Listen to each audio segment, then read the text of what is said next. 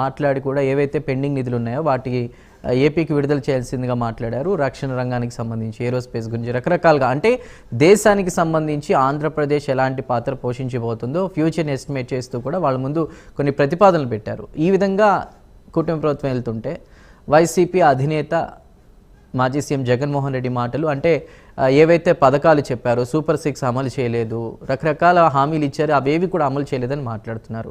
మీ point ఏంటి? ఆంధ్రప్రదేశ్ ఆర్థిక పరిస్థితి నుంచి వివరించడానికి, అదేవిధంగా పెండింగ్ నిధులు ఏవైతే ఉన్నాయో కేంద్ర ప్రభుత్వం దగ్గరికి వెళ్ళి అమిత్ షా గారు కానివ్వండి, రాజ్నాథ్ సింగ్ గారు కానివ్వండి, నిర్మలా సీతారామన్ గారు కానివ్వండి, వాళ్ళందరినీ కలిసి, వాళ్ళతో పాటు అనేక మంది మంత్రులు కూడా వాళ్ళని కలిసి రాష్ట్రానికి ఏవైతే పెండింగ్ నిధులు ఉన్నాయో వాటి కోసం ముఖ్యమంత్రి గారు చంద్రబాబు నాయుడు గారు, అదేవిధంగా మంత్రులు, రాష్ట్రానికి మంత్రులు, ఎంపీలు అందరూ పోయి రాష్ట్రానికి రావాల్సినటువంటి ఫండ్స్ గురించి మాట్లాడటం జరిగింది. అయితే గతంలో ఎలాంటి పరిస్థితి ఉండేది కాదు. జగన్మోహన్ రెడ్డి గారు వెళ్ళి సైలెంట్గా ప్రధానమంత్రి గారిని కలిసి వచ్చేసేవాళ్ళు. కనీసం ఒక ప్రెస్ మీట్ కానీ ఏందో కలిసి అనేటువంటిది, ఒక లెటర్ కూడా రిలీజ్ చేయడం, డిస్క్లోజ్ చేయడం అనేది ఉండేది కాదు. అంటే ముఖ్యమంత్రి, ఆంధ్రప్రదేశ్ ముఖ్యమంత్రి అంటే ఆంధ్రప్రదేశ్ ప్రజలు మొత్తానికి కూడా బాధ్యత వహించాలి. ఢిల్లీ మీరు ఎందుకు వెళ్తున్నారు, ఇదంతా కూడా ప్రభుత్వ ఖర్చు, వీళ్ళంతా వెళ్ళే ఖర్చు అంతా కూడా ప్రతి రూపాయి ప్రభుత్వానికి సంబంధించిన ఖర్చు. మీ సొంత పని మీద, మీ సొంత ఖర్చు మీద ఎక్కడికైనా వెళ్ళొచ్చు, అది వేరే ఇష్యూ.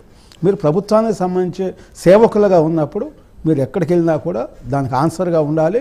ప్రతి రూపాయి కూడా ప్రజలకు చెందుతుంది కాబట్టి మీరు ఎక్కడికి వెళ్ళినా ఎక్కడికి వెళ్తున్నారు, ఎందుకు వెళ్తున్నారు, ఈ రాష్ట్రానికి సంబంధించినటువంటి మీరు ఏం ప్రాజెక్టులు తీసుకొస్తున్నారు, ఏం ఫండ్స్ తీసుకొస్తున్నారని చెప్పాల్సిన బాధ్యత ప్రభుత్వానికి ఉండేది. అయితే గతంలో ఆ సాంప్రదాయం లేదు.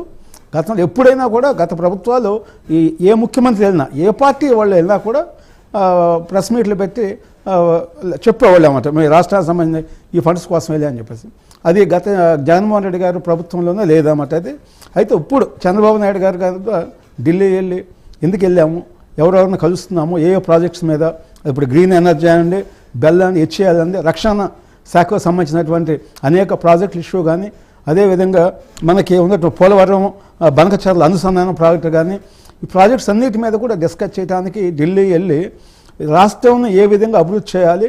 మరి ప్రధానమంత్రి గారు కూడా మొన్న అమరావతి వచ్చినప్పుడు ఈ రాష్ట్రాన్ని నేను పూర్తిగా అండగా ఉంటాను, మీరు ఏ ప్రాజెక్టులు తీసుకున్నా అని చెప్పేసి చాలా స్పష్టంగా చెప్పడం జరిగిందన్నమాట. అంటే గతంలో ఈ పరిస్థితి లేదు. కానీ ప్రస్తుతం ఆంధ్రప్రదేశ్లో ఉన్నటువంటి కూటమి ప్రభుత్వం, అదేవిధంగా కేంద్ర ప్రభుత్వం కూడా చాలా సఖ్యతగా, చాలా ఒకళ్ళు కోఆపరేటివ్గా పనిచేస్తున్నారు. అందువల్ల రాష్ట్రంలో ఏ ప్రాజెక్టు కూడా పెండింగ్ పడేటువంటి పరిస్థితి లేదు. అది పోలవరం అని చెప్పండి, అదేవిధంగా రైల్వే జోన్ అని చెప్పండి, లేదా పోర్టులు అని చెప్పండి, ఏ ప్రాజెక్టులు తీసుకున్నా కూడా కేంద్ర ప్రభుత్వం నిధులు రిలీజ్ చేస్తూ, లేదా వేరే రకంగా నిధులుకి ఆంధ్రప్రదేశ్ ప్రభుత్వం రావడానికి సహకరిస్తూ అన్ని రకాలుగా కూడా చేయడం జరిగిందనమాట. మీరు అమరావతి ఇష్యూ అయితే చాలా స్పష్టంగా ఆయనే స్వయంగా వచ్చి 60,000 కోట్ల వర్కులకి మరి అవన్నీ స్టార్ట్ చేయడం కూడా జరిగిందనమాట. అయితే వాళ్ళ ఆంధ్రప్రదేశ్లో ఉన్న ప్రజలు చాలా ప్రశాంతంగా ఉన్నారు. ఎందుకంటే లా అండ్ ఆర్డర్ బాగుంది, ఎక్కడా కూడా ప్రాబ్లం లేదు, కిడ్నాప్లు కానీ ఇవన్నీ కూడా లేవు ప్రజెంటు.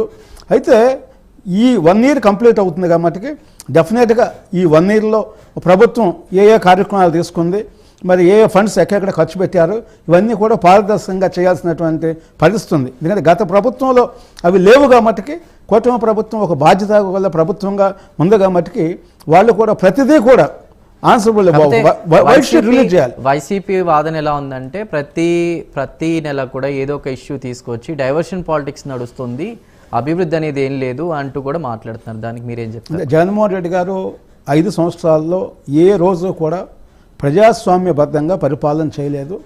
మనం చూసాం ఎన్ని రకాలుగా ఎంతమందిని కిడ్నాప్ చేశారో, మహిళల్ని కిడ్నాప్ చేశారో, లేదా కాకినాడ పోర్టులో కేవీకరావు దగ్గర 4,000 కోట్ల ఇష్యూ అనమాట. అది ఇట్లా రాష్ట్రం అంతా కూడా అల్లకల్లోలంగా అరాచకంగా ఉంది. అంటే చేసిన అరాచకాలే మాట్లాడుతున్నారు తప్ప డైవర్షన్ పాలిటిక్స్ లేదు.